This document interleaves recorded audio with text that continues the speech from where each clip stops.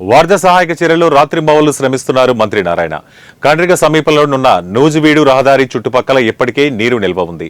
61, 62, 63, 64 డివిజన్లలో వరద నీటిని బయటికి పంపేందుకు ఉన్న అన్ని మార్గాలపై అర్ధరాత్రి అధికారులతో చర్చలు జరిపారు. నగరంలో వరద నీరు దాదాపు తగ్గిపోయిందని చెప్పారు.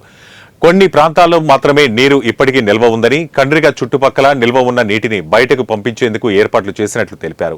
10 జేసీబీల ద్వారా రోడ్లకు గండిపెట్టి నీటిని బయటకు పంపిస్తున్నామని, ఇక్కడ నీరు బయటకు వెళ్తే నగరంలో ఉన్న వరద నీరు మొత్తం తగ్గిపోతుందన్నారు. రేపు సాయంత్రానికల్లా మొత్తం నీరు తగ్గిపోయేలా చర్యలు చేపట్టినట్లు తెలిపారు.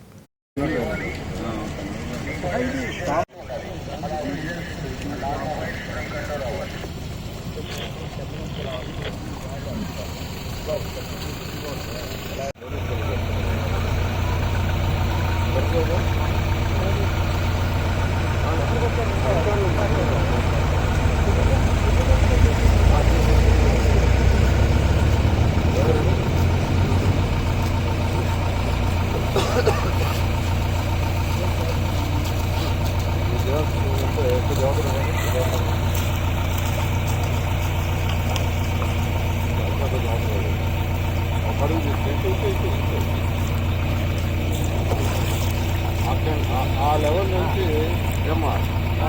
నుంచి